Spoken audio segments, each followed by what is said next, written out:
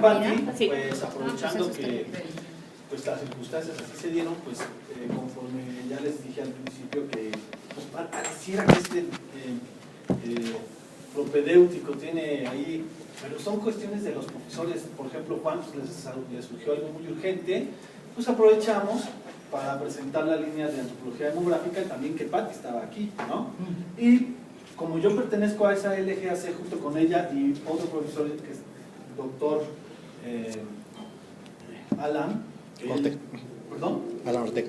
Alan Ortega, que él pues también él es especialista en demografía, pero pues, antropólogo físico, pero también él, bueno su línea de especialización es la migración, ¿no? Que ustedes ya vieron es muy importante. La mía, pues mi línea de especialización se llama así, poblaciones contemporáneas y medio ambiente. Y el tema de hoy, que corresponde a nuestro programa de propedéutico, pues son modelos bioculturales y biosociales. También ahí creo que con ustedes dice enfoque biocultural y antropología médica, ¿no? Están muy relacionados, ahorita lo vamos a ver, ¿no? Están muy relacionados. Y claro, yo les hice llegar una lectura de Alan Goodman y Lederman, ¿no?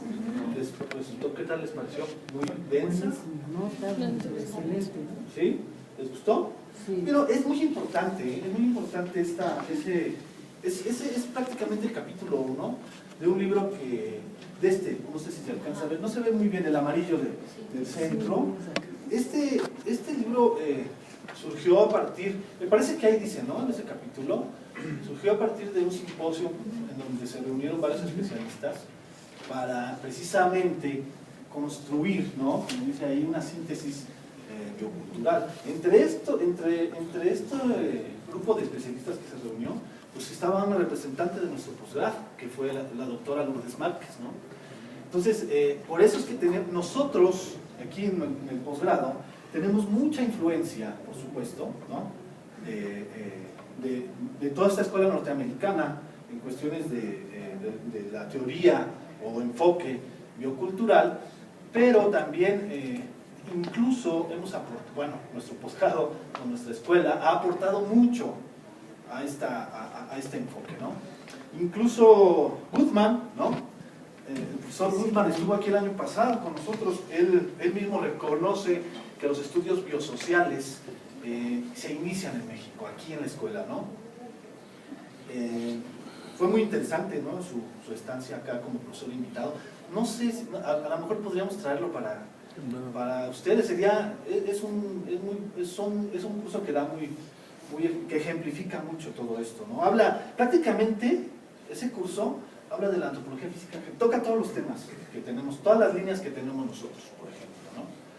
Pero bueno, para poder yo hacer esta presentación, pues otra vez me baso en Salins, ¿sí? Porque ahorita van a ver el porqué, y se los había también recomendado anteriormente, ¿no? El de Massimo Livi-Bacci, porque historia mínima de la población mundial, ¿no? Con esto me estoy basando también para explicarles un poco de lo que trata la línea de especialización que yo tengo a mi cargo, ¿no? Y también me basé en estos otros dos, un poco, ¿no? Poblaciones contemporáneas y medio ambiente.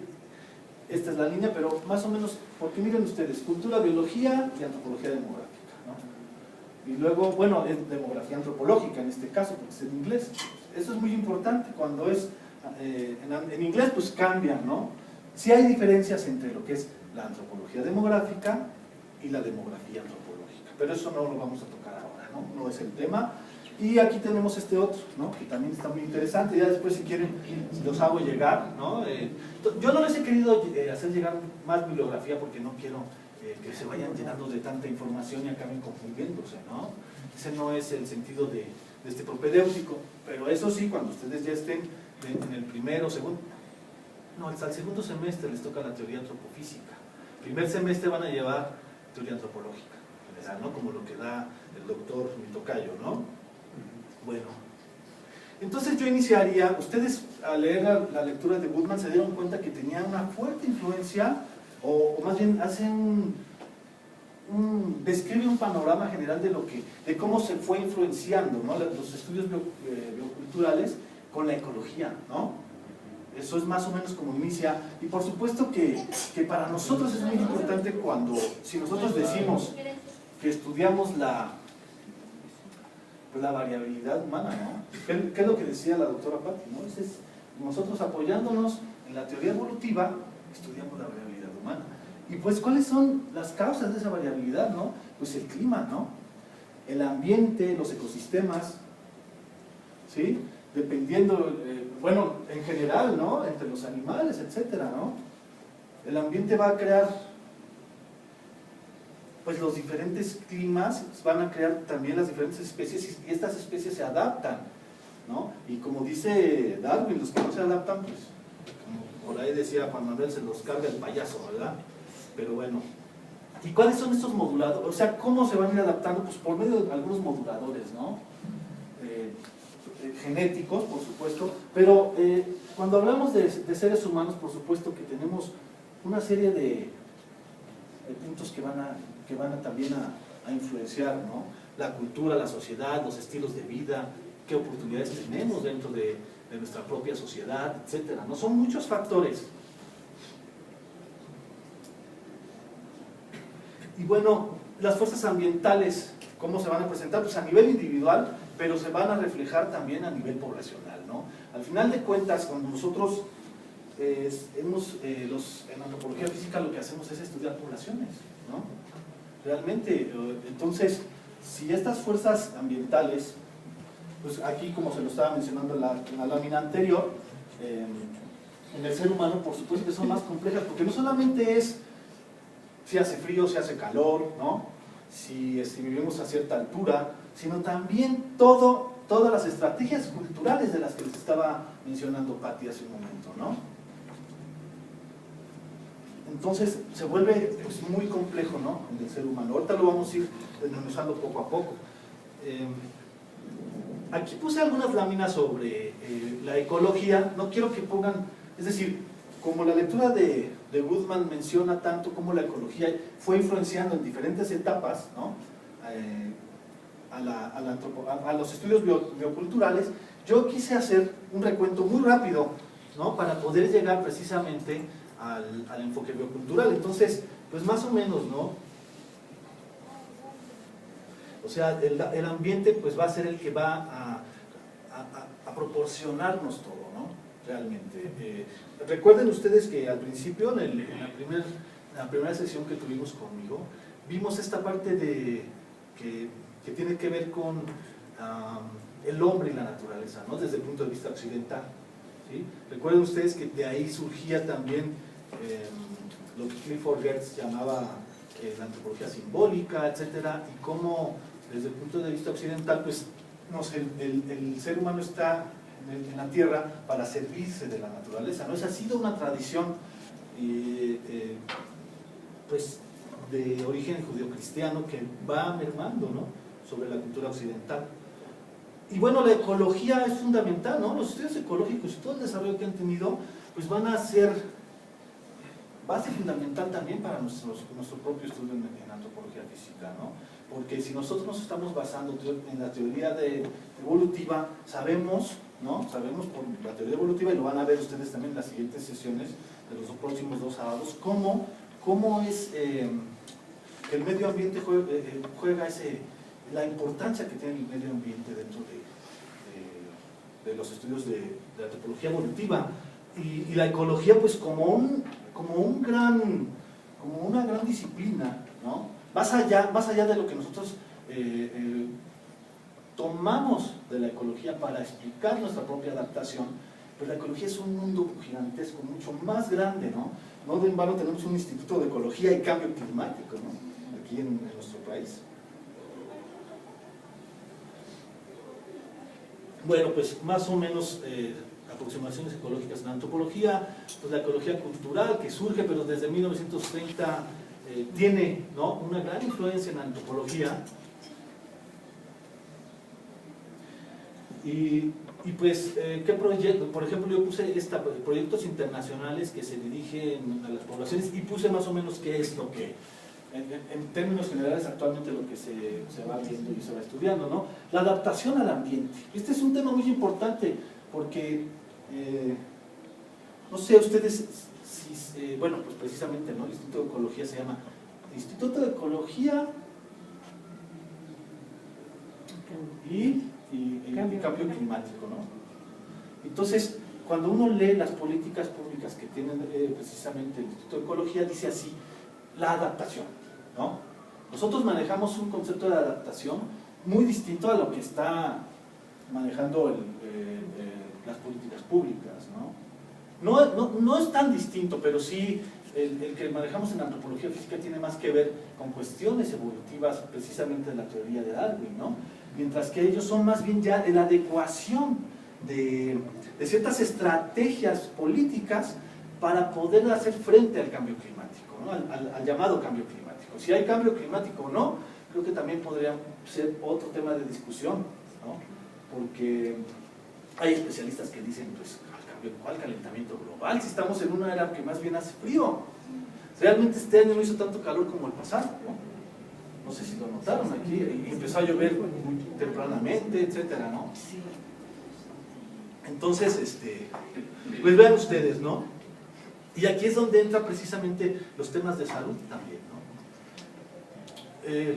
Cuando si uno piensa, ¿no?, en este tipo de desastres naturales, ¿no?, huracanes, ondas de calor, etcétera, pues dejan a su vez, somos muy frágiles, ¿no? Nuestra sociedad humana, nosotros los seres humanos, somos muy frágiles a los cambios de temperatura.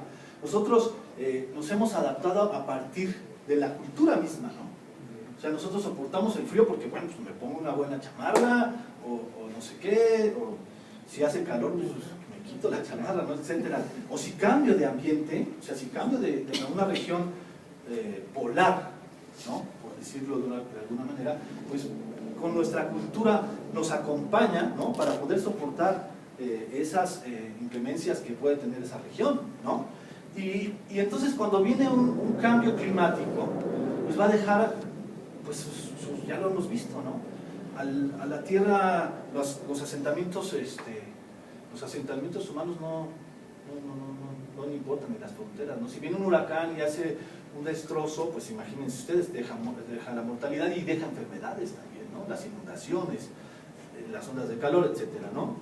Y por supuesto que para hacer este tipo de estudios, pues como lo vieron ustedes anteriormente, pues sí se necesita equipos ya interdisciplinarios, ¿no? Y bueno, tenemos varios tipos de ecología dependiendo quiénes son los autores, las épocas, etcétera, ¿no? Ecología evolutiva, ecología histórica, ecología de los ecosistemas, etcétera, la biodiversidad y estudios globales. Ecología histórica a nosotros nos sirve mucho, ¿no? La reconstrucción del paisaje, por ejemplo, ¿no?, para saber cómo fue adaptándose, ¿no?, el ser humano a distintas etapas ecológicas. Ahorita les voy a presentar un gráfico, ¿no?, de cómo se puede medir la adaptación, ¿no? Ahorita lo vamos a ver. Pero sí, es importante ver cómo, en teoría ecológica, la reconstrucción del paisaje, la geografía, la arqueología histórica y la etnohistoria nos van a apoyar mucho, ¿no?, para poder explicar, por ejemplo, una población del pasado, cómo vivía, qué comía, de qué se enfermaba, ¿sí? Y esto va a hablar de qué estrategias adaptativas seguían ellos también. Y bueno, aquí algo de los métodos que se utilizan para la antropología ecológica. Esto nada más lo puse, digamos, como un panorama general. La ecología y salud y adaptabilidad, ¿no? Es lo que les decía, ¿no? Analiza las influencias del ambiente en la salud. Las migraciones son muy importantes porque los migrantes, ¿no?, históricamente se puede observar que llevan enfermedades, ¿no?, contagian, ¿no?, o se contagian. El clásico ejemplo que siempre se pone, ¿no?, en la historia es el contacto de los dos mundos, o sea, el encontronazo entre América y Europa, ¿no? La transferencia de enfermedades. Se habla mucho, ¿no?, de cómo la viruela, etcétera, fue fulminante, ¿no? Y en la actualidad, los cuates que se van a Estados Unidos a trabajar y regresan y claro, llegan a infectar a sus esposas de una cantidad de cosas impresionantes. Sí, pero también ellos llevan enfermedades. Claro. también es eso, o sea, hay un intercambio ahí de Pues gérmenes, etcétera, ¿no? Sí. Sí, pero es verdad. Ahí Y bueno, nosotros nos tocó vivir esto del H1N1 y cómo se hizo todo un... Y qué interesante porque como yo no lo sabía, ¿no? Pero en una emergencia de sanidad de ese tipo, el presidente relega su poder al secretario de salud, y eso hicieron, ¿no? Entonces, es sorprendente por eso mismo, ¿no?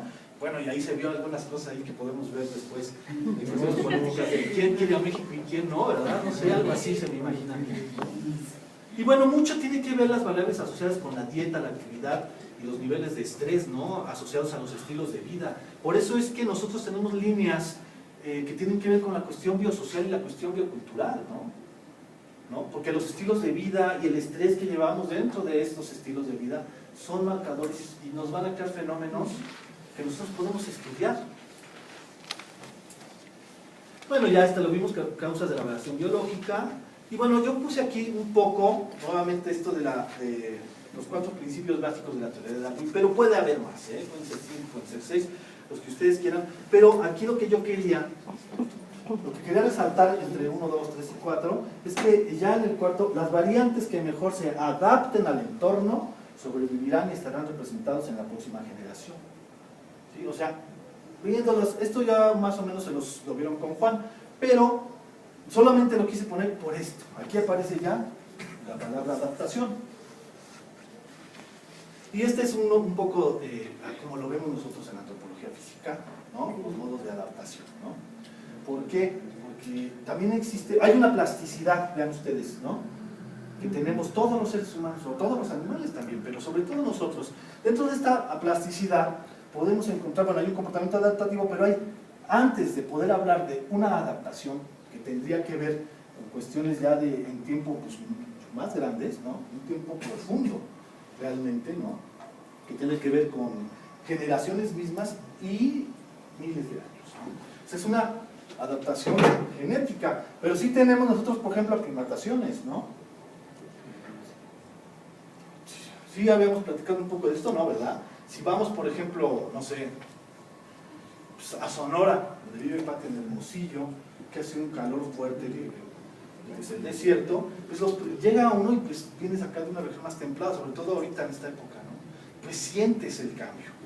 Pero al pasar el tiempo, ¿no? Unos días quizá, incluso unas horas, te aclimatas y ya más o menos vas resistiendo. Eso va a depender de cada quien, ¿no? Pero hay un comportamiento adaptativo todo, ¿no? Y hay unos que son permanentes y otros pues nada. Esa aclimatación regresas y otra vez ahora te vuelves a aclimatar aquí a la Ciudad de México, por ejemplo, ¿no?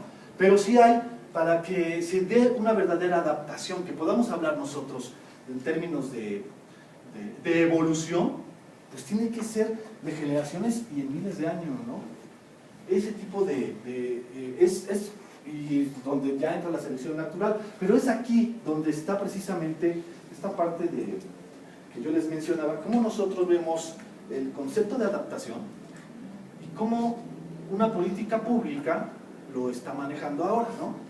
No está mal, o sea, yo no estoy diciendo que esté mal que, por ejemplo, digan, porque está el término de, ustedes leen, por ejemplo, las leyes actuales de adaptación al cambio climático y mitigación, por ejemplo, ¿no? La adaptación es todas las políticas públicas que debe seguir el gobierno para que la población vaya adaptándose al cambio climático, y la mitigación se refiere a cómo va a ir también estas regulaciones pues reduciendo las emisiones de gases, etcétera, ¿no? Es decir, reducir el impacto que tiene antropogenético que tiene el ser humano, ¿no? Bueno, el antropogenético al ambiente, ¿cómo se reduciría? Esa es la mitigación. Y por otro lado está la adaptación, que serían las políticas públicas que están siguiendo para contrarrestar estos cambios climáticos. Y precisamente porque se ha visto, ¿no? Se está comprobando pues, en todo el mundo como si viene una onda de calor, como les decía, pues hay muerte. Si viene fuertes lluvias, pues vienen enfermedades, viene también una mortandad, etcétera, ¿no? Esto es más o menos muy general, ya lo vamos a ver más específicamente en los cursos dentro del posgrado, Y luego ya entraríamos al término de estrategias, ¿no? Porque para adaptarnos tenemos nosotros que, lo vieron ustedes con Pati, se los estaba presentando, pues diseñar estrategias, ¿no? ¿Qué es una estrategia? Más o menos aquí en términos de adaptación lo puse, ¿no? También hay estrategia cuando juegas ajedrez, por ejemplo, ¿no? Digo, pero sí tiene que ver, ¿no? Y yo puse el ejemplo de la transición demográfica, ¿no? Porque ya se los estaba platicando un poco, Pat, ¿no? También, cómo es que los datos demográficos van a ser precisamente los que nos van a permitir medir la adaptación humana, ¿no? O sea, la transición demográfica misma es un ejemplo, ¿no? La transición demográfica, no voy a entrar ahorita en detalles, pero bueno, se da en las poblaciones en diferentes épocas, por supuesto en diferentes lugares, ¿no? Dependiendo de precisamente las estrategias culturales que sigue cada una de las diferentes poblaciones y cómo se va modificando las estructuras por edad y sexo, ¿no? Por ejemplo, etcétera. Y entonces, dentro de lo que nosotros podríamos llamar estrategia, pues ¿qué es una regla de decisión o un rol social, ¿no? Las reglas de decisión y la definición de una estrategia como una regla de decisión es esto, ¿no? O sea, ¿cómo está organizada la población? ¿Cuál es su sistema social? ¿Sí? Y entonces, a partir de eso, el papel que juega cada individuo dentro de la sociedad, pues es un rol social. ¿Y quién hace qué? Se va a decidir por medio, pues dentro de la misma sociedad. Y esas son estrategias de adaptación, son estrategias, en este caso serían estrategias culturales, ¿sí? Si, pues no sé, ustedes piensen en algún ejemplo también, en pescadores, por ejemplo, ¿no? Si deciden la comunidad de pescadores por alguna circunstancia ambiental pescar de más, saben que se están arriesgando a que posteriormente tengan una escasez, por ejemplo. Pero si lo necesitan en ese momento no les queda otra, ¿no? Estas son tipos de estrategias que se van dando, ¿no?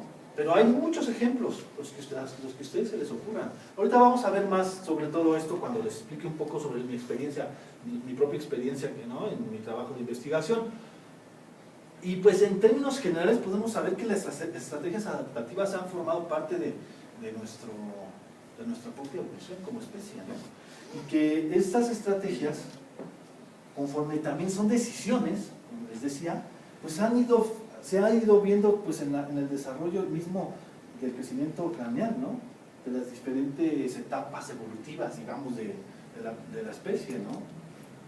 Y asimismo, en la cognición misma, ¿no? Cuando se van tomando estas decisiones, se va adaptando el uso de herramientas, etcétera, el mismo uso del lenguaje, pues va a crear ciertas áreas en el propio cerebro que va a ir transformando, ¿no? El cerebro y a su vez el cráneo, ¿no? Pero entonces, le puse aquí, la adaptación humana siempre abraza esta dualidad de aspectos, las estrategias culturales y las condiciones biológicas, ¿no? Todo esto que les estoy diciendo, estrategias adaptativas, lo que dijo Pati de estrategias culturales, etcétera, es para yo irme acercando a lo que es el tema principal de esta sesión, ¿no? Que es precisamente el enfoque biocultural. Por supuesto que el ambiente nos va a dar limitaciones, ¿no? Y puse este ejemplo, ¿no? Que es un ejemplo de cazadores-recolectores. Tal vez ya no hay, creo que en México ya no existe población, creo que hay una todavía, bueno, los seris tradicionalmente fueron cazadores-recolectores y pescadores, nunca han sembrado, nunca han practicado la agricultura, y había otra población, me parece que en Coahuila, que todavía también no practican la agricultura, pero bueno, en términos generales lo que yo quiero explicar con esta lámina es lo siguiente, ¿no? Como por ejemplo, un sistema ecológico va a estar directamente relacionado con la población total, ¿no? Entonces, aquí pues son ejemplos, claro, muy extremos, ¿no? El Ártico, ¿no? Con una biomasa de 200 kilogramos de biomasa sobre kilómetro cuadrado, ¿sí? O sea, la biomasa se refiere pues a toda la cantidad tanto de plantas y animales, ¿no? Todo lo vivo en 200 kilómetros, perdón, como en un kilómetro tenemos 200 kilogramos, ¿no? Y esto va a repercutir ¿en qué? En la cantidad de habitantes, ¿no?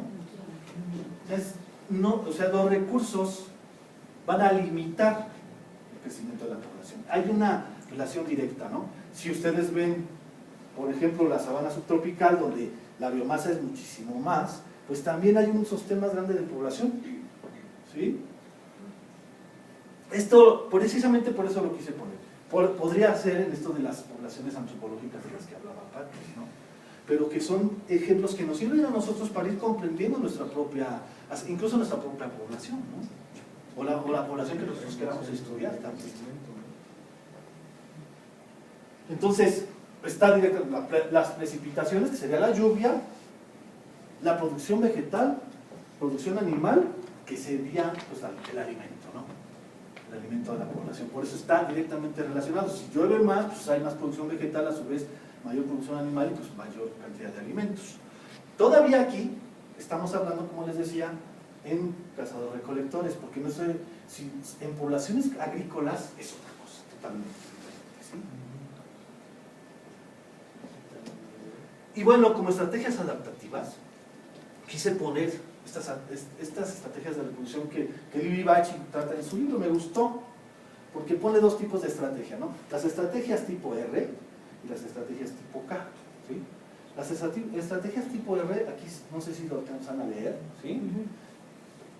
Pues viven son poblaciones de seres vivos que viven en ambientes inestables, aprovechan las estaciones de abundancia para reproducirse con rapidez, ¿no? Si hay abundancia, hay mayor población y las oportunidades de sobrevivir son escasas también, ¿no? Y están muy susceptibles también estas poblaciones a la inestabilidad ambiental. Y pues pone de ejemplo, por ejemplo, pues, ciertos roedores, los conejos se reproducen rápidamente, ¿no? Aunque también hay poblaciones humanas, ¿verdad?, que pareciera que son así. Ahorita vamos a hablar de eso, también es muy importante. Y por otro lado están las estrategias tipo K, ¿no? Que son precisamente colonizan ambientes estables, intervienen una gran cantidad de tiempo en la crianza de sus descendientes y el número de descendientes es reducido. Por supuesto estamos ahí nosotros, ¿no? Los seres humanos, y hay otras especies, las ballenas, los elefantes, etcétera, que son, tienen también mucho que ver el tamaño, ¿no? El tamaño de la especie con la reproducción, por supuesto, y la adaptación al ambiente. Y en ese sentido es que yo puse la relación entre la longitud corporal y el intervalo entre generaciones, cómo se reproduce, ¿no? Y si ustedes, bueno, no se alcanza a ver muy bien, pero aquí empieza, por ejemplo, aquí dice, esta es la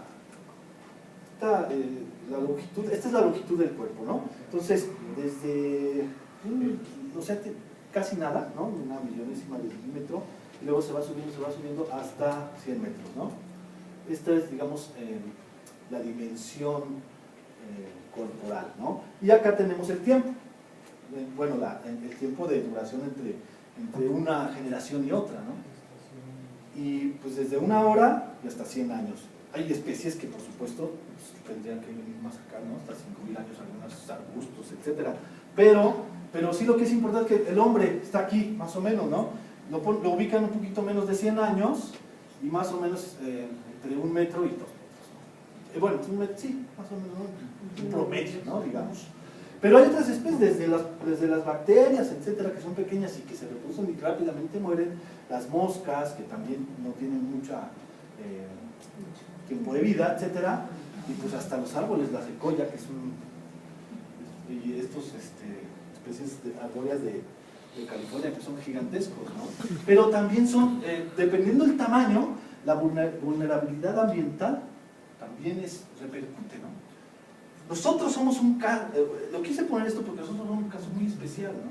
Por la cuestión sociocultural, lo vamos a ver. Y bueno, Nosotros seguimos una estrategia acá, tenemos mucho éxito ante las fluctuaciones ambientales, sí invertimos mucho tiempo en la crianza de la prole, y hay dos principios fundamentales, ¿no? Algunos de ustedes lo saben muy bien, pero tiene que ver con la relación de población-medio ambiente, como lo estábamos viendo, y por supuesto la reproducibilidad y mortalidad, que más o menos Patti les habló un poco, y les habló un poco también, no se ven las letras, ¿no? Pero digamos, se los explico así rápidamente. Más o menos Patti les estaba comentando un poco de esto. Entonces, cada cuadrito son 16, ¿no? Cada cuadrito de esto significa un hijo. Aquí, por ejemplo, ponen un modelo de fecundidad teórico, ¿no? Máximo biológico que una mujer podría tener, pues 16 hijos, ¿no? Dice que no hay ningún caso registrado. Yo sé que ustedes me van a decir ahorita, no, pero yo escuché de alguien que tuvo 22 o tuvo 20, no sé, ¿no? Aquí a lo que se refiere es a que el intervalo entre un nacimiento y otro puede variar dependiendo de la, pero no puede ser muy corto, ¿no? Pero no puede ser, ahorita lo vamos a ver, puede ser mucho menos de 9 meses, por supuesto, ¿no? A menos que pues haya precisamente abortos, etcétera, ¿no?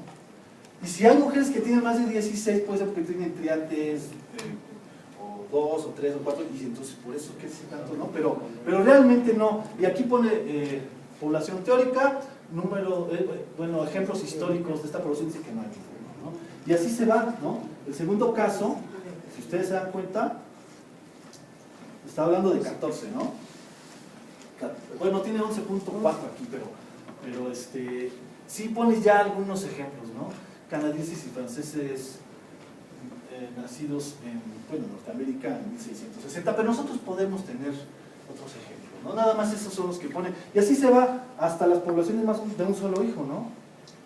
Ya cuando hay un control voluntario pues, que existe precisamente un control voluntario de anticoncepción, ¿no? Pero esto es biología humana, ¿no? O sea, se ve precisamente cuál es el potencial biológico de reproducción de una mujer, ¿no? Y si nosotros nos vamos más allá, pues ya podríamos ver que, pues, lo que les platicó Patti, yo no voy a adentrarme mucho en ello, que es el número de nacimientos de hijos por mujer, ¿no? O de hijos por mujer, perdón, y la frecuencia de estos nacimientos. Y entonces nos habla ya específicamente con cuáles son los periodos de infecundidad después de cada parto.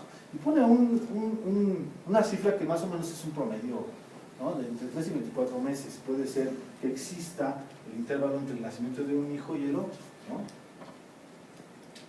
Luego el tiempo medio de espera, la duración del embarazo y la mortalidad intrauterina, ¿no? Este es un término en términos generales. Esto por supuesto se va a modificar y especificar para cada población dependiendo, ¿no? Dependiendo de su estructura y social, ¿no?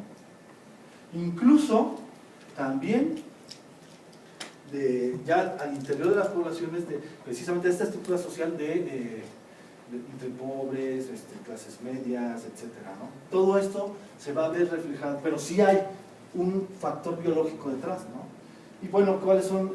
Aquí los pongo, ¿no? Factores biológicos y factores culturales, ¿no? Los factores culturales van a determinar, aunque una mujer sea fértil a partir de los 15 años en promedio, digamos, o incluso aquí pone de cuando se inicia el matrimonio, ¿no? De 15 a 25, pues sabemos que puede ser más, ¿no? O sea, no es un promedio nada más, pero esto es un factor cultural. Aunque biológicamente puede ser menor a 15 años y mayor a 25, los factores culturales juegan un papel muy importante, ¿no? Y los factores biológicos van a determinar el final también, ¿no? Y pues, lo decía Patti, ¿no? Más o menos alrededor de los 50 años, pero pues pone un promedio de 38, 41, ¿no? Y bueno, otra cuestión muy importante es la esperanza de vida al nacimiento, que variará según la época y la población, pues sí, entre 20 y 80 años, más o menos, ¿no? No sé, ahorita, antes era Japón, no sé si todavía sigue siendo la sociedad con mayor esperanza de vida. La esperanza de vida de México pues ha ido aumentando. Pero un año menos, ¿eh? ¿Ah, sí? Por el nivel de violencia que vivimos. ¿En serio? ¿De veras? Bueno, pues ahí tendríamos que ver cuáles son cómo se mide, ¿no? No sé, no recuerdo a cuánto está, pero 76 ¿para qué? ¿Para hombres? ¿O para mujeres? Para mujeres es más. Sí, siempre es más, viven más, sufren más también. Pero bueno, miren, pero sí es cierto, bueno, hay poblaciones incluso que tenían, bueno, poblaciones muy, quizá de homínidos que pues no llegaban ni a 20 años, ¿no? Pero bueno, más o menos también esto va a ser muy ejemplificado cuando veamos la parte ya de estudio, ahorita lo vamos a ver en el enfoque biocultural, cómo entra ahí en juego, ¿no? Entonces ya entraríamos en lo que prácticamente el enfoque biocultural, ¿no? Esto sí quiero que pongan atención, más allá de que yo sé que el libro el capítulo de Goodman es más o menos denso. Yo lo que quise hacer aquí fue pues la síntesis más sintética, ¿no? Entonces, por ejemplo, ¿qué es el enfoque biocultural? Pues analiza a los seres humanos como seres biológicos y sociales, bueno, seres biológicos, sociales y culturales en relación con el medio ambiente. Esto es muy importante, ¿sí? No solamente es verlos desde los aspectos culturales, ¿no?, y sociales, sino también es la relación que guardan con el medio ambiente. Y considera la variabilidad biológica humana como una función de la capacidad de respuesta y adaptación al medio ambiente, con especial énfasis en el papel de entornos socioculturales, ¿sí?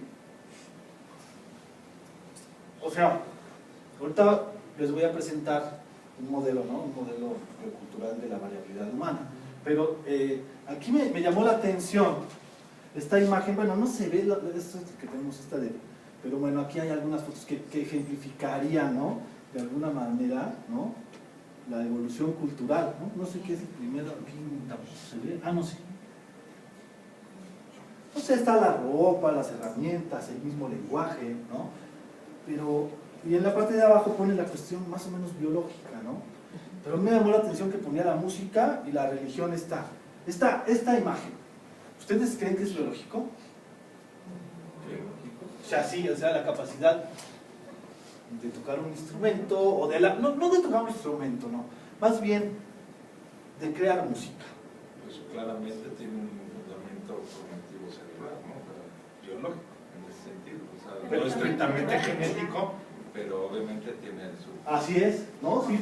Tiene relación con el contexto. Por supuesto, y además es un claro ejemplo que nosotros sí, porque la creación de instrumentos tiene que ver con el clima también, ¿verdad? Pero también es para decir, bueno, esta cultura toca de una manera, o tiene música distinta a esta otra, pero la música es bonita, ¿no? Pero la religión, Pepe, también, Pepe, la religión, también tienes ahí... Yo, bueno, desde mi postura claramente, sí tiene un fundamento biológico. Sí, gracias a que hay una conformación cerebral adecuada que permite esta posibilidad de proyección hacia lo religioso o simbólico, que gracias es una base cognitiva, ¿no? Es gracias a esto que se desarrolla todo esto en la evolución de la mente humana, da pie para que surja toda esta posibilidad religiosa y simbólica, claro. O sea, desde mi visión, sí. Okay. ¿Alguien está en desacuerdo con él? ¿Qué Pero piensa? si es simbólica, entonces también es cultural. Es cultural totalmente. Sí, No, no, o no, sea, no, tiene esa separado. proyección hacia lo cultural, pero para mí su fundamento es esa capacidad que da pie para que puedas tener esa O sea, proyección existe algo en el sociocultural. cerebro, un espacio. Sí, si no existiera esta Es que no puede estar capacidad, separado, ¿no? no está separado. porque Esto no en está ese separado sentido del estaría como contexto. Morán, todo está complejamente expuesto, ¿no? O sea, obviamente el problema académico y más bien educativo es separarlo, ¿no? Hacer esas dicotomías para poder entenderlo, ¿no? Sí, observarlo, ¿no? Tenemos que separar para observar, pero en ese sentido sí estoy de acuerdo, está totalmente unido, ¿no? O sea, Bueno, yo no sé, yo diferiría un poco. Yo no creo que haya un lugar específico para la religión. ¿Tú qué opinas, por ejemplo? ¿Alguien no específico, no es modularista en ese sentido, pero sí hay posibilidades de que gracias a que hay una capacidad cognitiva de hacer simbolismo, de relacionar, ¿no? O sea, gracias a eso se da la proyección. ¿Qué pensamiento mismo? Yo no digo que hay un fin de Dios, ¿no? O sea, la religión.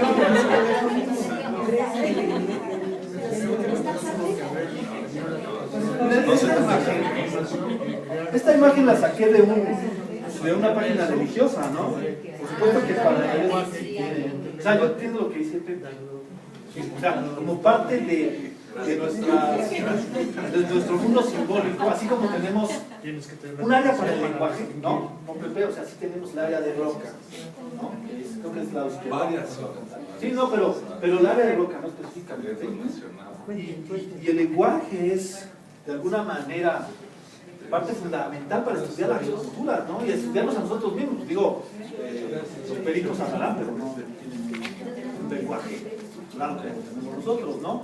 Pero entonces esto sí crea polémica, ¿no? Ustedes ya lo están viendo, ¿no? Ya tendrán que ir viendo ustedes durante el transcurso de su estancia aquí. Así vamos a decir, gracias a Dios somos evolucionistas. Bueno, ya veremos. Entonces, si yo les hablo de que, el enfoque biocultural estaría entonces considerando la variabilidad biológica humana como una función de capacidad de respuesta y adaptación al medio ambiente, ¿no? Y pues aquí quedó mal esto, permítanme, porque no se ve.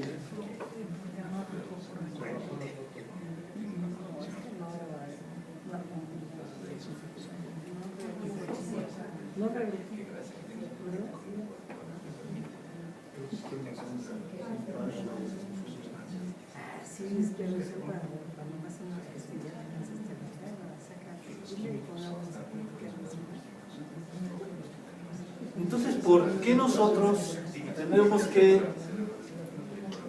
estudiar? ¿Por qué el enfoque biocultural o teoría biocultural también aquí le llaman? ¿Por qué? Pues esto sí es cierto, ¿no? Ustedes lo leyeron ahí, por una necesidad mayor de integración para, bueno, de la diversidad cultural y la antropología biológica. Es decir,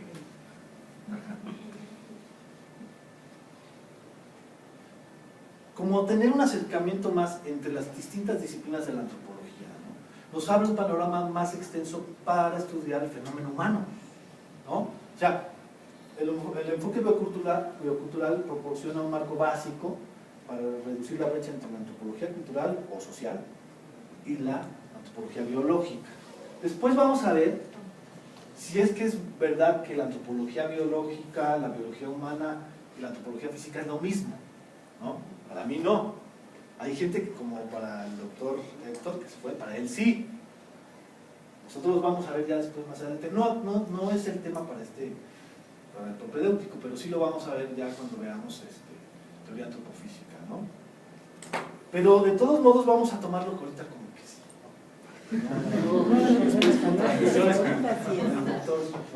Entonces, miren, definitivamente esto es lo que busca el enfoque biocultural, ¿no? Poder analizar al ser humano en un aspecto más amplio, ¿no? Donde, como les decía Pati, hay que aprender y hay que leer mucho sobre antropología social, sobre historia, ¿no? Y nosotros no podemos dejar, como los vuelvo a repetir, nuestra teoría básica pues es la teoría evolutiva, que no podemos dejar a un lado jamás el medio ambiente, desde mi punto de vista, ¿no? Siempre muy importante. El medio ambiente, como lo vamos a ver ahora. ¿Sí anotaron esto, verdad? ¿Sí? Pero de todas maneras no nos vas a mostrar. Bueno, sí, si quieren, está bien. Sí, no, por favor. ¿Qué es el enfoque biocultural? ¿Por qué el enfoque biocultural? Y bueno, aquí tenemos esto, ¿no? Que es el modelo, ¿no? Ya empezamos con los modelos, ¿no? No sé por qué en esta línea de antropología demográfica nos gustan los modelos. Le voy a hacer lo que Pati, porque no se ve, ¿verdad? O sí se alcanza a ver. Aquí hay una serie de... Sí se ven las... Hay unas flechitas, ¿no se ven? Déjenme ver si...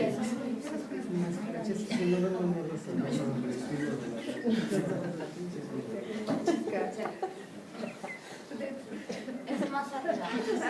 ¿Cómo? Es ¿Más arriba?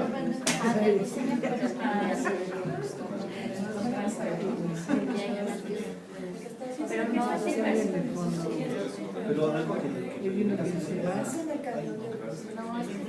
Ahí estaba. Pero... La otra. Es que yo creo que es el fondo de la exposición. No es cierto.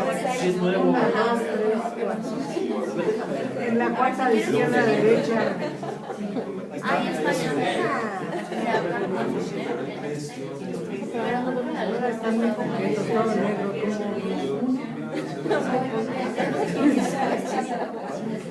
Arquetos, ¿no? Pero no vemos. Es que tienes otras. Luego te platico una de los que vinieron aquí. Se espantaron con eso. Bueno, miren ustedes, este es muy importante, ¿no? Este es el modelo para explicar la variabilidad humana. Pues es muy fácil, ¿no? O sea, por ejemplo, tenemos aquí el medio ambiente biótico, medio ambiente físico, ¿sí? El medio ambiente físico es todo lo que nos rodea pero que no tiene vida, ¿no? Las piedras, ¿no? Aquí lo pongo más o menos, ¿no? Lo no viviente en términos de topografía, recursos, clima, la altitud y la energía misma del medio ambiente, ¿no?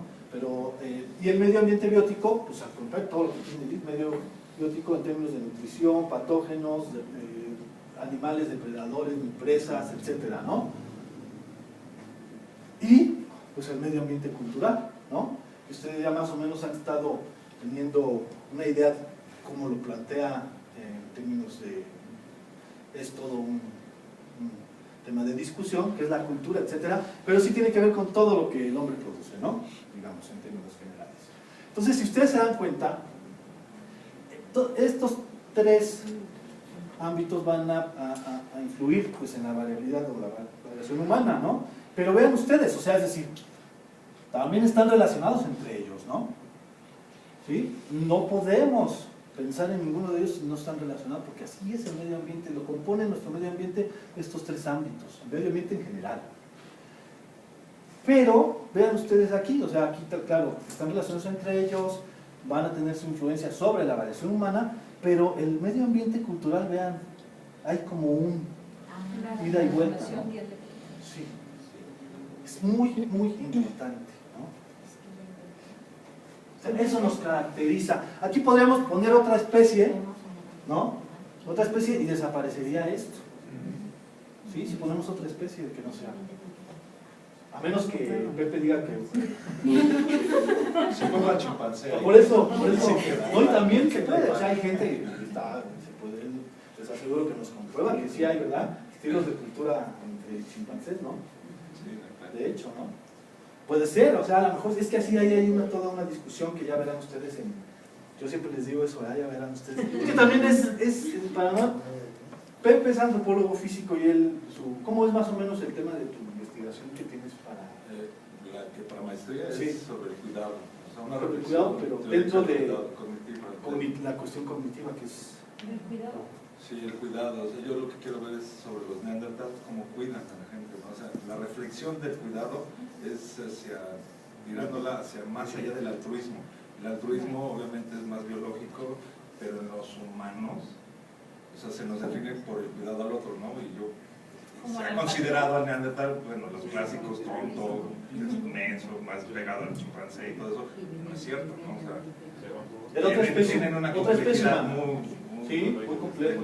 La neandertal era otra especie humana que se extinguió, ¿no? Pues especie como nosotros, no era Homo sapiens sapiens, pero era Homo sapiens, ¿no? Bueno, entonces en términos generales este es el modelo general biocultural, ¿sí? O sea, donde lo biológico y lo cultural van a influenciar en nuestra variación, ¿sí? Existe, por ejemplo, este es un modelo, no se ve aquí, pero es un modelo específico, ¿no? Digamos, de adaptación, ¿no? A las alturas, por ejemplo, ¿no? Y nos pone a los gente, pues, a poblaciones que viven en grandes alturas, que serían en los Andes, ¿no? Y los nepaleses, ¿no? Que es llamado también ahí el tercer polo, ¿no? Porque es el techo del mundo allá en Nepal, donde, pues, las cadenas montañosas. Todo esto tiene que ver, quizá, en algún momento lo podremos ir viendo, porque también es muy importante dentro de lo que es la historia adaptativa del ser humano, cómo nos va a crear algunas poblaciones muy especializadas a su medio ambiente, ¿no? La mezcla de poblaciones pues va a ir diversificando lo que ahora vemos actualmente pero hay poblaciones que sí se fueron adaptando muy específicamente a ciertos ambientes, y este caso, salud, es el caso, por ejemplo, de la gente que vive a gran altura, ¿no? Como la hipoxia, la falta de oxígeno y el frío requieren un alto grado de energía, ¿no? Se necesita mucha energía, pero hay poco oxígeno, pero a su vez hay un balance de energía, pero va a crear, ¿no? Esto, ¿no? Unos aspectos muy específicos, ¿no? Sí, o sea, lo que ellos, los pobladores de esas regiones son bajos de estatura, pero tienen, ¿no? Un tórax amplio, precisamente porque tienen los pulmones también pues, adaptados a respirar, ¿no? Esa región a la altura, con bajo oxígeno, y la sangre misma. Aquí hay dos, yo he leído en la literatura dos cosas sobre la sangre, por ejemplo, de que si tienen mayor número de glóbulos rojos, o tienen misma cantidad de glóbulos rojos, pero más eficientes para sintetizar el oxígeno. Y hay otros ejemplos, este nada más lo quise poner porque es el más común, ¿no? Pero hay muchos ejemplos entre los esquimales, bueno, los inuit, etcétera, de cómo van a sintetizar ciertas vitaminas que ellos obtienen de la carne, ¿no? Y ya su hígado tiene una especialización, etcétera. Pero esa se ha ido perdiendo conforme se va mezclando el ser humano, pero hay... Esos son ejemplos que podemos ir viendo. Ya lo veremos también cuando se vean la Héctor, ¿qué dice Rivas? ¿Se necesita un factor de estrés qué? ¿Perdón? Ambiental, Es ambiental dentro se necesita un factor de estrés ambiental como variable independiente. como variable independiente para entender la adaptación humana, ¿no? O sea, este modelo se llama modelo de un solo estrés, o sea, de un específico, ¿no? En este caso es la altura, ¿no? Pero puede haber distintos, ¿no? Sí, exacto. O sea, se llama estrés no porque no el estrés que nosotros ahora en la oficina que ahí no, o sea, sino a estas, digamos, a estos, digamos, influencias. Sí. Entonces vean ustedes, ¿no? Hace unos días estuvo aquí el Carlos Mondragón, que es el encargado del Colegio de México de estudios está en este Departamento de Estudios de Asia y Pacífico, y él hizo su trabajo de tesis en Melanesia, ¿no? Entonces estaba platicando no solamente cómo están adaptados ellos al mar, ¿no? O sea, son isleños, sino que hablaba también de cómo ven el mundo, ¿no? Cómo ellos ven al mundo, o sea, dentro de su mitología, ven al mundo como una isla que está flotando en el mar, porque eso es lo que ellos conocen, ¿no? A pesar de que ya tienen televisión, etcétera, pues siguen teniendo esa imagen. No sé ustedes cómo se imaginan, si se imaginan como una canica azul, etcétera, ¿no? Porque eso ya también es parte de lo que nosotros hemos aprendido, ¿no? ¿Sí o no? Pero eso también tiene que ver, ¿no? O sea,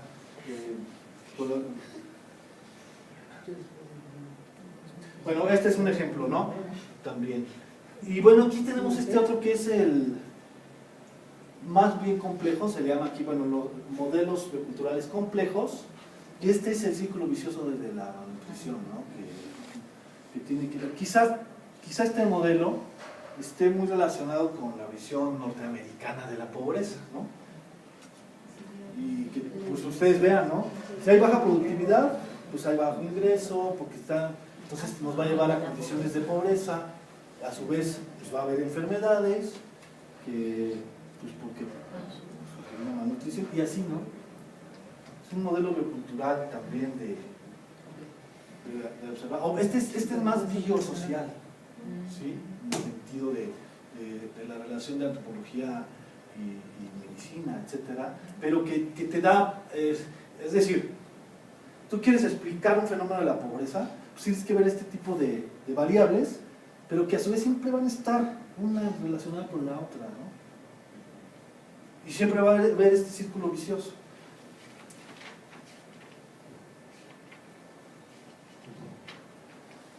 Y bueno, esto no se ve. Es que esto tiene que ver con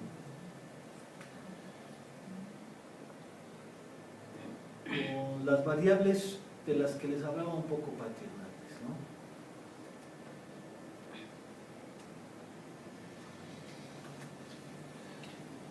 O sea, por ejemplo, ya esto tiene que ver con la línea que yo con la cual yo estoy encargado en este posgrado, pero para poder estudiar una población, ¿sí? Pues yo, así como Patti puso sus variables, es lo mismo, nada más que yo lo organicé de una manera diferente, ¿no? Variables demográficas, aquí las tenemos, algunas variables estáticas, que son tamaño de la población, número de nacimientos, número de muertes, número de migrantes, etcétera. Variables dinámicas, variables estructurales o distributivas, y las variables antropológicas, ¿sí? Acá de este otro lado, ¿no? No sé si las alcanzan a ver, pero bueno, hay variables medioambientales, variables económicas y variables sociales, ¿no? Entonces estas variables sociales pues tienen desde la organización comunitaria, ¿no? Las variables económicas son los tipos bueno, hay, ¿no? Tipo de subsistencia, proyectos principales, etcétera. Esto lo utilicé yo, este tipo de variables. Por supuesto que hay más, hay mucho más variables que ustedes pueden incluir cuando estudian a una población, ¿no? O no utilizar todas.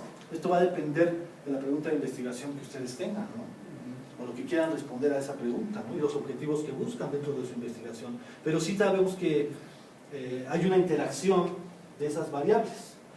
Verás, queriendo ver si tenemos problemas con...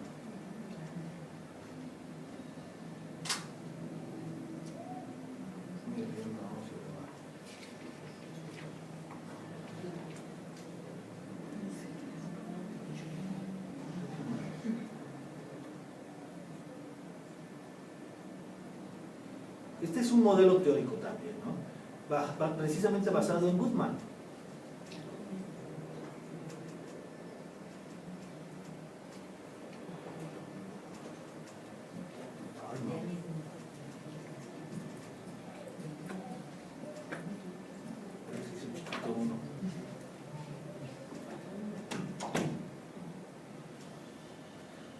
Miren, ahorita se los voy a explicar rápidamente. A ver si me explico.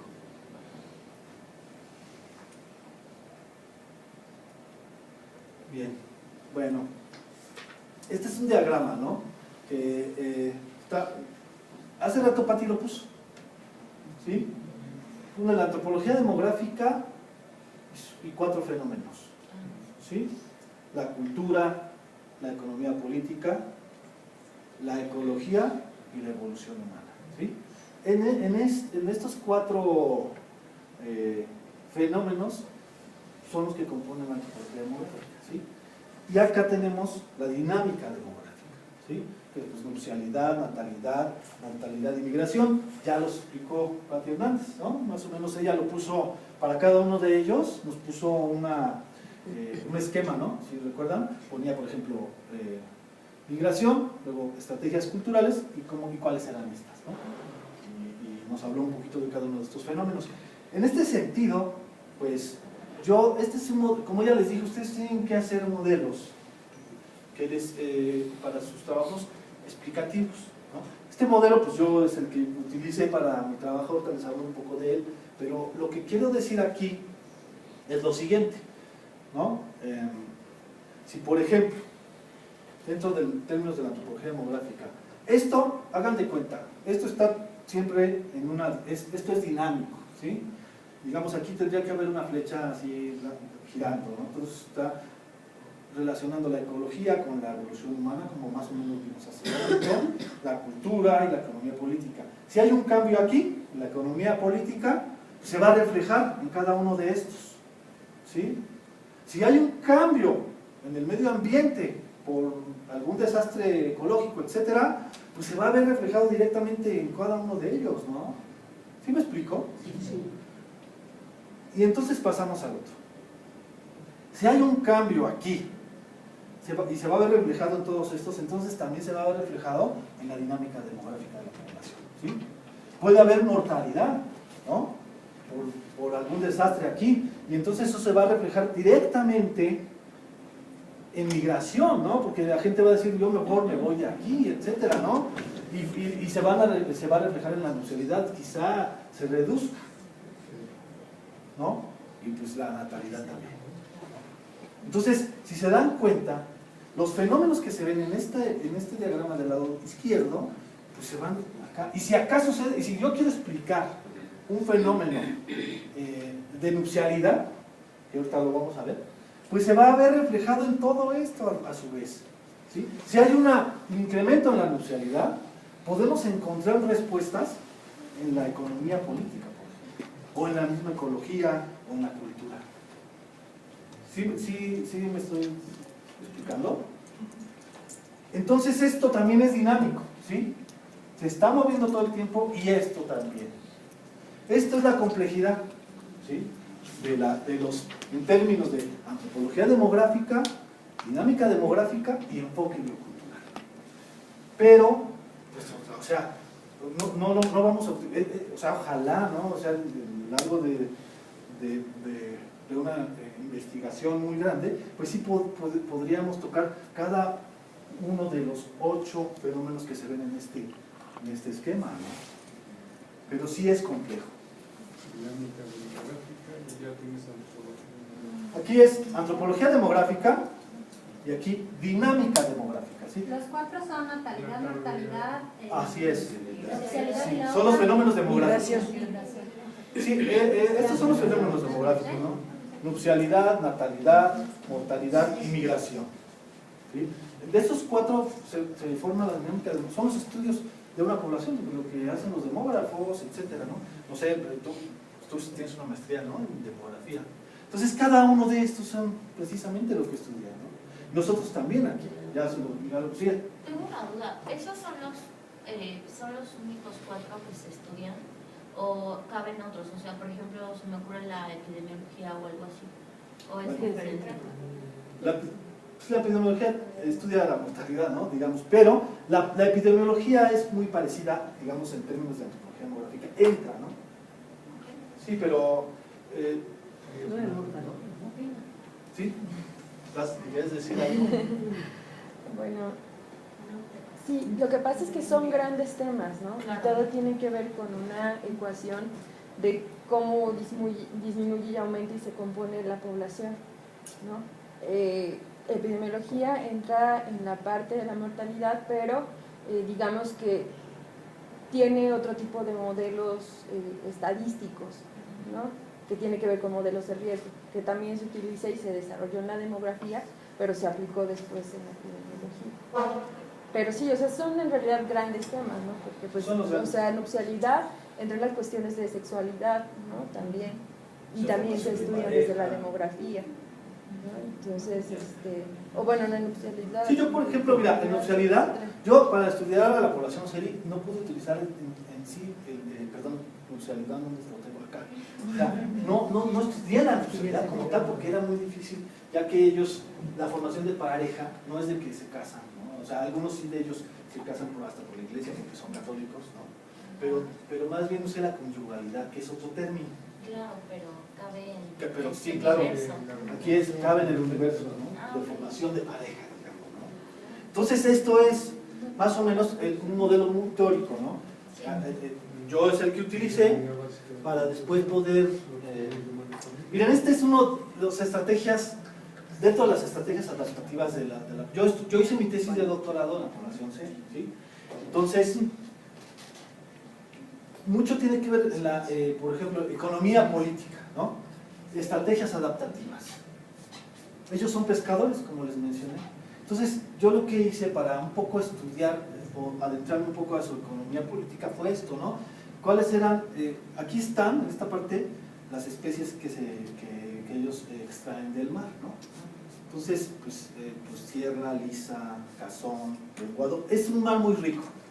Aquí nada más puse unas pocas especies, pero esta lista podría irse hasta el suelo, ¿no? Y allá abajo hasta... ¿no? O sea, son muchas especies que ellos... Muy rico el mar. Pero también está calendarizado, ¿no? ¿En qué época sacan qué? ¿No? Por ejemplo, la sierra, de febrero a mayo, y luego hay otro de octubre a diciembre, ¿no? Por ahí, ellos de esa manera pueden explotar los recursos naturales de manera sustentable, digamos, ¿no? Y ¿Pero así, cuál fue el tema general, o sea, de tu investigación? es ya se los voy a poner. Bueno, el tema general es que mira, el tema general fue precisamente el estudio, como se los dijo Patsy, ¿no? El estudio de la cultura, cómo la cultura afecta la dinámica demográfica, ¿sí? Ya ni me acuerdo del título. No me acuerdo. ¿Y cuánto tiempo hiciste trabajo de campo? Pues 6 años, pero iba y venía, ¿no? Yo iba y venía. Pero bueno, se los quise poner como ejemplo de como estrategias de supervivencia que ellos tienen, ¿no? Hay otras, porque ellos explotan su medio ambiente de una manera muy específica, muy particular, ¿no?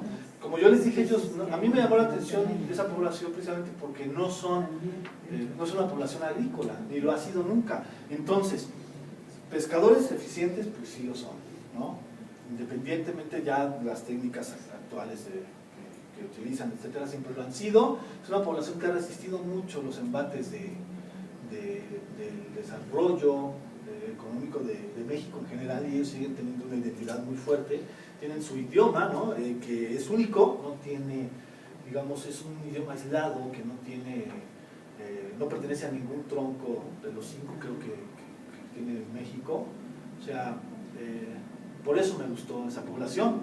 Y pues su territorio, no traigo un mapa, pero su territorio pues es costa central de Sonora, la isla Tiburón y las franjas costeras, ¿no? Y los espacios marítimos que rodean esta región, que son muy ricos en tanto en paisaje, ¿no? Como lo ven ustedes aquí en explotación marítima, ¿no? Pero en general, por ejemplo, a mí me llamó la atención cuando estaba haciendo el trabajo de campo que veía muchos solteros y solteras ya de edad, de mi edad, ¿no? Por ejemplo, o sea, tratándose de una población indígena, ¿no?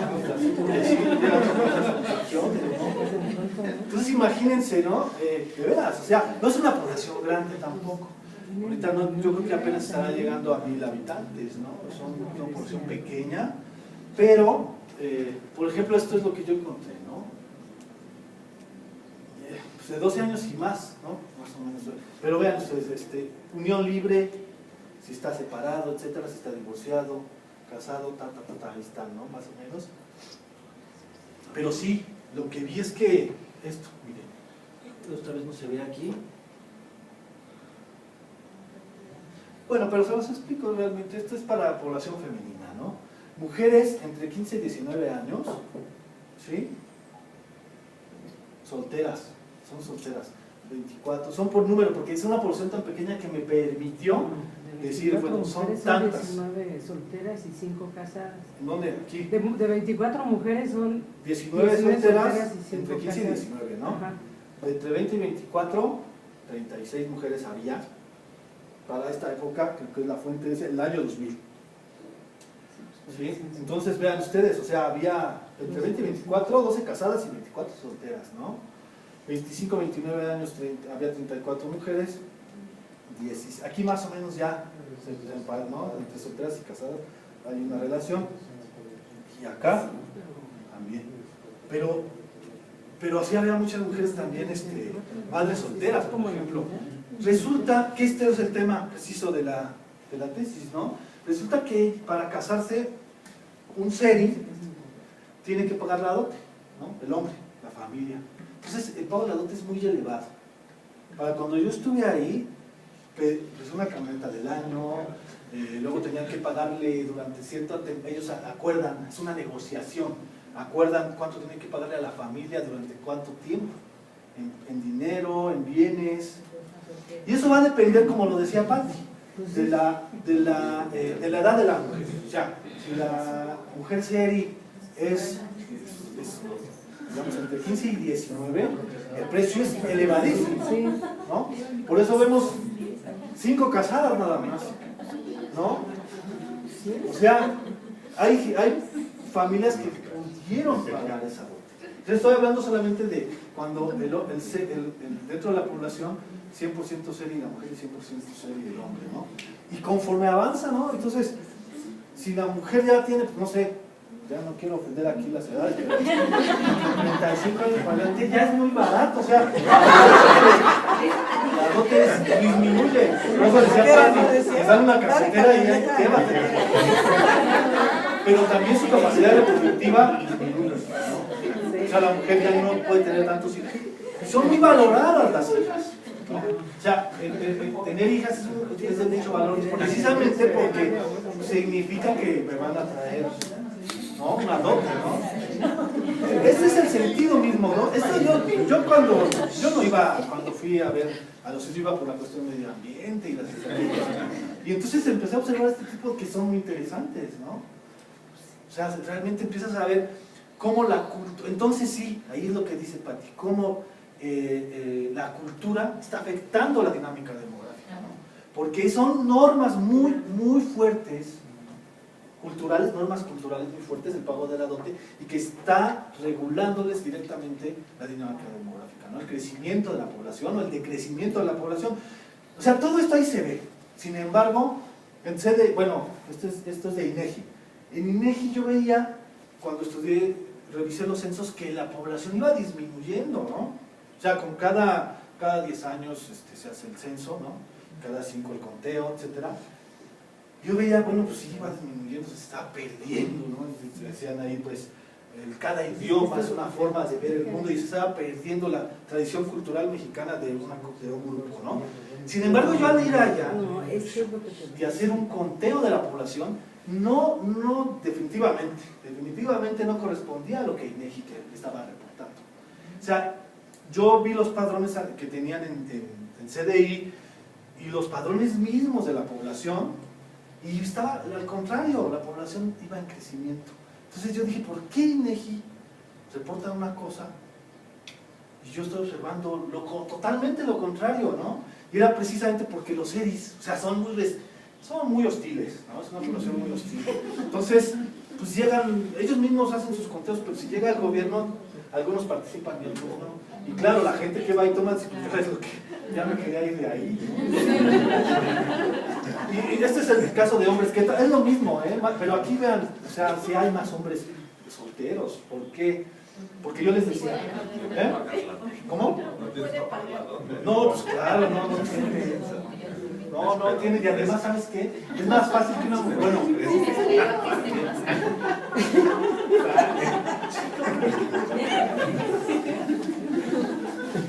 fíjense ustedes, o sea, la región es muy rica, ¿no? Y hay migración, o sea, hay inmigración, o sea, llegan pues pescadores mestizos que se casan con una serie, o sea, se unen, pero ahí no hay dote, o sea, como no pertenece a los series, pues deberían de cobrar ¿cómo? Sí, no, o sea, el pescador como no es serie, no tiene que entrar al sistema cultural, a esas normas culturales. Entonces, por eso es que, bueno, y también hay muchas madres solteras, ¿no? Y ves a los niñitos que son mestizos, ya, ¿no? O sea, ya no es 100%, y sí, a veces uno cae en este determinismo biológico del que les hablaba, y pues yo veía a la gente, a los ancianos, rojos, o sea, es decir, pieles rojas, ¿no? Y ya los niñitos, pues ya mestizos, así como cualquier otro mexicano, ¿no? Ya más aclarados de piel, pero algunos niños todavía, precisamente de estas familias, ellos saben muy bien cuáles son las familias 100% series, y también se refleja en la economía, porque pues reciben, ellos por ejemplo, yo les planteé esto de estrategias adaptativas como la pesca, ¿no? Pero también es una región de cacería, entonces ahí tienen varias presas y ellos venden los permisos de caza, ¿no? Bueno, los permisos los da Semarnat, no sé qué, pero son baratos, pero ya en la población de la región y su territorio, ellos cobran bastante caro. Entonces son cazadores profesionales los que llegan, no cualquiera, o sea, de todo el mundo, sobre todo pues, Estados Unidos y Europa. Y la presa que van buscando más ahí es el borrego cimarrón, ¿no? El borrego cimarrón que vive en la isla Tiburón. Y es la presa más cara del mundo, créanme, lo investigué. O sea, es decir, ellos explotan esta actividad cinegética, se les llama, cuando llegan los cazadores profesionales y pagan por ir a cazar en esa región.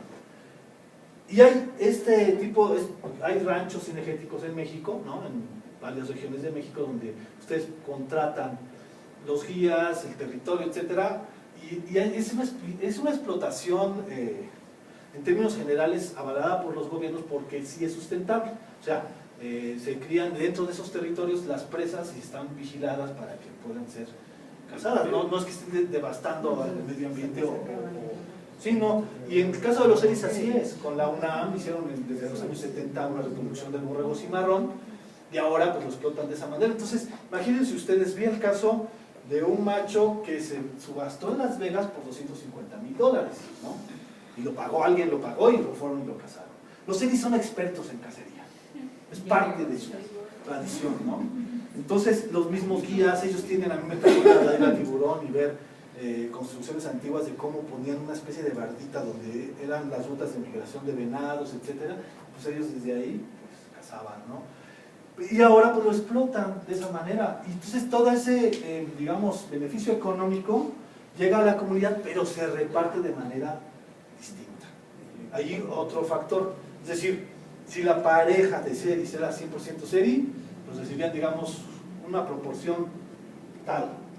Si era compuesta por un mestizo pescador de otra región que había llegado ahí y una mujer seri, la mitad nada más de lo que le corresponde a la otra pareja. Entonces, de esa manera, si ustedes se dan cuenta cómo va jugando la parte de economía política, ¿no? La economía misma dentro de la población, ¿no? Claro, el pescador que llegó puede pescar y vender su producto, etcétera, pero estos beneficios que tienen que ver con la renta incluso la renta del mar, porque también es otro beneficio, es otra parte económica que ellos explotan, ¿no? O sea, llegan pescadores, o sea, me tocó ver también ahí un barco japonés que fue a sacar pepino de mar y ellos pues le cobran por cada kilogramo de producto pues una cantidad, ¿no? Cuidando siempre que no se explote de más, por supuesto. Entonces ya es dinero que también se reparte de esa manera. Entonces así fui viendo, y aquí puse algunas fotos, ¿no? Porque ellos se pintan la cara, son unas cosas muy bonitas que tienen que ver ya con la cultura también, ¿no? La pintura facial, etcétera. Es muy interesante la pintura facial, porque la pintura facial, vean ustedes por qué es diferente. Miren, y mujeres sobre todo, ¿no? Pero esto explica, o sea, este diseño tiene que ver si es soltera, qué edad tiene, cuál es su rol social dentro de la comunidad. Casada, ¿no? Esta sí es casada, perdón, esta no recuerdo, creo. Pero sí, cada diseño explica y dice, ¿no? Cuando ellos hacen la fiesta de Año Nuevo Seri a mediados de nuestro año, entonces ellas se pintan y entonces se ven ante la comunidad y sin necesidad, aunque ya lo saben, ¿no? Pero sin necesidad de hablarlo, ellos van expresando, de esta manera van expresando su condición social. ¿No? Los hombres igual, ¿no? Hay diseños para la guerra, hay diseños para todo, ¿no? Para la fiesta, que va explicando muchas cosas. Y bueno, ya para terminar, pues esto es, digamos, un esquema, un cuadro sinóptico que no se ve desafortunadamente, pero de lo que yo hice para hacer mi tesis, ¿no? Que va desde cuáles son las mis variables, antropología demográfica, enfoque biocultural y conceptos operacionales que me sirvieron. Aquí están, no se ven desafortunadamente, pero yo nada más se los quería así como presentar en términos generales, ¿no? Y algunas ideas generales de la antropología como el indigenismo, ¿no? Que también son reflexiones que yo hice, ¿no? No se ve bien, pero bueno, hay una serie de flechas que van hacia qué capítulo de mi tesis, ¿no? Y bueno, pues eso sería más o menos lo que hacemos en antropología demográfica con enfoque biocultural. ¿Y podemos tener acceso a tu tesis?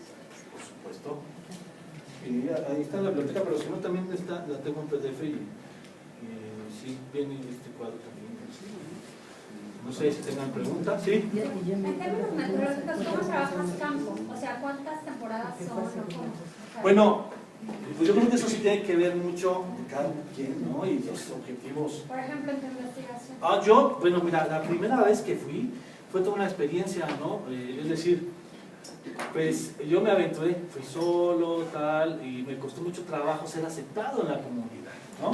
Entonces, me fui así en autobús, tal, y luego al llegar, ahorita actualmente ya tienen carretera, ¿no? Pavimentada, digamos, de Hermosillo a Bahía Quino son 30 kilómetros y luego 19 kilómetros de Bahía Quino a la comunidad. Esos 19 kilómetros se dan en terracería en el desierto. y no hay transporte público, por supuesto, ¿no? Ellos sí tienen sus camionetas y tal, pero no creas, tú les dices, ellos son muy hostiles, no te van a llevar. Entonces, a mí me llevó el camión del hielo, pasó un camión del hielo, yo estaba ahí, se llevaba un día y nadie me llevaba, entonces ya me subí y me llevó directamente con don Antonio, que es sigue siendo todavía, digamos, no es como el jefe de la tribu, pero sí el presidente del Consejo de Ancianos, porque el Consejo de Ancianos es como aquí el Consejo Técnico. Sí, el Consejo Técnico es la máxima autoridad de esta escuela, allá el Consejo de Ancianos, ¿no? Pero él es el que dice realmente qué se hace o qué se deja de hacer dentro de la comunidad. Tuve esa suerte y ahí me quedé, la primera vez un mes, ¿no? Un mes. Y entonces así, hubo temporadas que hice 3 meses, tenía que regresar, ir y venir, etcétera, ¿no? La máxima fue de 3 meses. O sea, empecé a estudiar un poco sobre su lengua, ¿no? Pero no, me costó, sí me llegué a comunicar, pero no que es muy importante cuando uno está en una población diferente, indígena, pues es aprender la lengua, ¿no? Yo no llegué a tanto. ¿Sí? Quizá en un futuro sigo teniendo contacto con ellos y con investigadores que sí están dentro de la comunidad ya trabajando la lengua. Cuando yo estaba, no había habido ya gente que lo hizo, pero no me tocó convivir con nadie en ese momento, ¿no? Pues sí, es una parte fundamental del trabajo del antropólogo, ¿no? El trabajo del campo. No sé si ya vieron ese tema con Héctor Favila, ¿no? El trabajo del campo, ¿no? Entonces es fundamental. Sí, una vez estaba en este salón, estaba Héctor Díaz Polanco, que es uno de los antropólogos, ¿no? Más renombrados de aquí del país, y decía, estaba sentado ahí. Y entonces dijo él, aquí había un seminario, dice, pues a ver, ¿qué hacemos los antropólogos? Dice, pues eso, trabajo de campo, nos apoyamos en una teoría, y ya de ahí nosotros nos lanzamos al ruedo, ¿no? Con todo eso, y ya. Dice, ya, pero realmente sí es muy complicado. Pues no sé si tengo otra pregunta. ¿No? Ya acabamos, ya se quieren ir, ya van a ser las 2. Gracias. Bueno, gracias a ustedes.